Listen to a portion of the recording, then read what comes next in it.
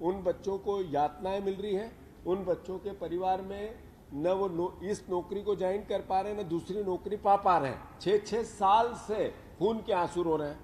तो ऐसे में कांग्रेस पार्टी ये मांग करती है कि उन बच्चों की नौकरियां बहाल की जाए और उनको उसी दिन से तनख्वाह दी जाए जिस दिन से सरकार ने उनकी नियुक्ति की थी और पद उनका होल्ड किया था। तीसरी बात, जैसा मैंने आग्रह किया, ओबीसी समाज से मैं सभी परिवार के युवा साथियों से आग्रह करना चाहता हूं। ये ओबीसी के आरक्षण का सवाल नहीं है। ये भारतवर्ष में 13% लोगों के पास देश की 80% संपत्ति चली गई। ये सामाजिक क्रांति के बुहाने पे खड़ा है देश। जो 87% लोग हैं उनके पास देश की 20% संपत्ति है। यानी देश में आर्थिक अराजकता अद्भुत अकल्पनीय हो गई। ऐसे ही एक जो गरीब जातिगत जनगणना, अभी उमंग जी ने कहा, राहुल गांधी जी का जो विजन है, जो नरेंद्र मोदी जी और बीजेपी की सरकार ने भी माना है, उसका उद्देश्य मात्र एक है कि समाज में आर्थिक रूप से, सामाजिक रूप से, राजनीतिक रूप से समानता है। जो गरीब है उसके लिए देश के खजाने खुले, वो जिस भी जाति का गरीब हो उसको देश की सरकार सहायता करे, प्रदेश की सरकार सहायता करे। ये आधार है ओबीसी समाज को ताकत देने का, जातिगत जनगणना। राहुल गांधी कांग्रेस पार्टी का मिशन है। तो हम फिर से ओबीसी समाज के परिवारजनों को मैं आग्रह करना चाहता हूं कि जागृति लाओ, आपस में बातें करो, सोचो, विचार करो। राजनीतिक दल इस देश के आप ही के, हमारे ही हैं, पर वो किसका हित कर रहे हैं और किसका हित कर रहे हैं।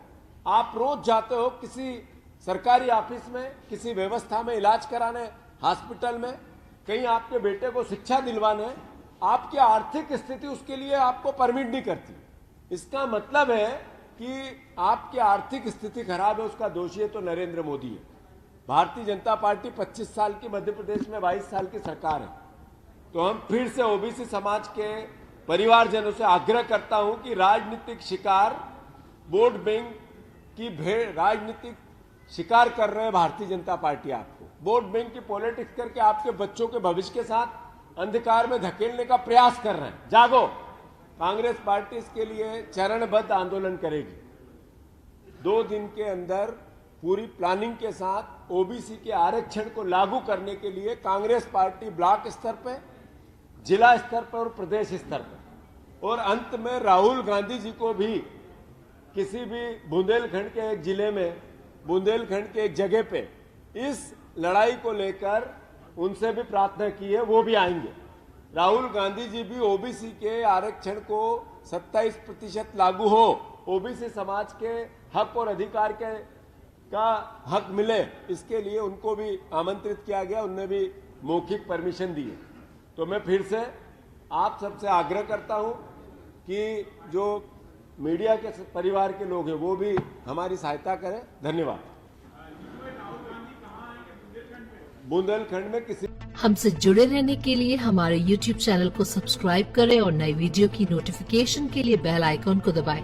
अगर आप ये वीडियो Facebook पर देख रहे हैं तो लाइक जरूर करें और ज्यादा से ज्यादा शेयर करें। धन्यवाद।